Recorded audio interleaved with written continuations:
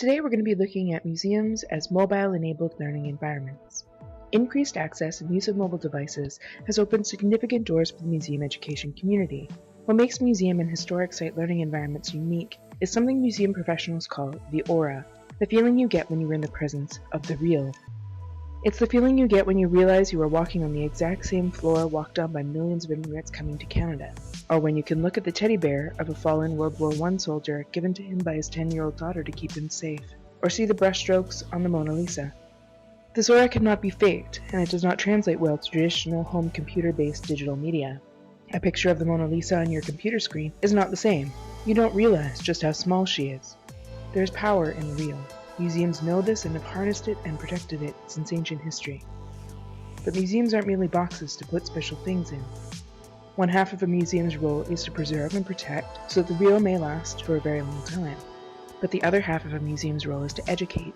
This second half of a museum's role desires relevancy, connectedness, broad-reaching conversation, access to resources, and to use the collections in ways that are meaningful to people's lives.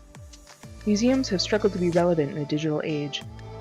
Museums, with their fussy rules about cameras and touching, and their old dead things behind glass walls, become abandoned watchtowers of the past. Many attempts by museums to enter into the digital world have been unsuccessful. Mobility has changed this downward trend for museums. Mobile devices offers the perfect opportunity for museums to use blended learning methodologies to bring together the power of the real with the relevancy, connectedness, speed, and resource-rich environment of connected digital media.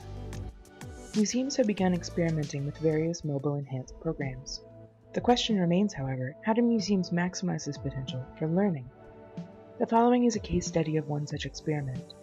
The Canadian Museum of Immigration at Pier 21 piloted a project called Immigration Remixed The Roadshow. The program is intended to test blended learning in the museum and the classroom using tablets. Designed to be delivered by the museum and classrooms across Nova Scotia, portability is an important factor. The program utilizes a number of activities, engaging students with videos, audio recordings, artifacts, crafts, and empathy building, and leans heavily on a number of theoretical frameworks. The feature activity in this program is the creation of a remix designed to assist students with affectively engaging with the concept of cultural exchange.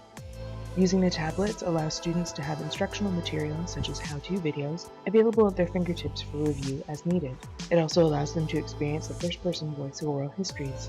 Finally, the tablets and the SPC app allow students to create musical compositions that reflect the feelings expressed by immigrants as they select what tangible and intangible cultural items to retain in their new home. SPC offers engagement for all levels of expertise. Students new to remixing will find it easy and intuitive to create basic pieces using various preset sound scenes. More experienced remixers will be able to customize their creations using effects, modifying pitch, rhythm, or speed, and adding their own samples. The act of remixing itself is both an opportunity for students to experience cultural production and create their own piece of non-material culture, but is also a metaphor for the process of cultural exchange that occurs when cultures with different tangible and intangible cultural heritage interact. They are remixing culture. Prior to mobile devices, this program would have required a sound lab and computers with sophisticated software and mics that would have made it impossible to travel. Students are assessed throughout the program using rubrics, tally sheets, and anecdotal records. Students and teachers also provide feedback about perceptions of learning and enjoyment of each activity.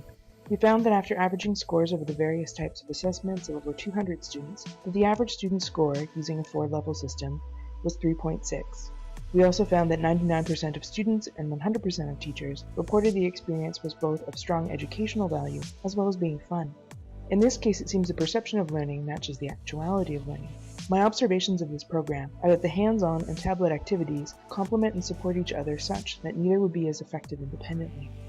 This is but one of many examples of how museums are moving towards integrating more mobile blended learning into programs and exhibitions, changing the way we experience the past and how learning is imagined in a museum space.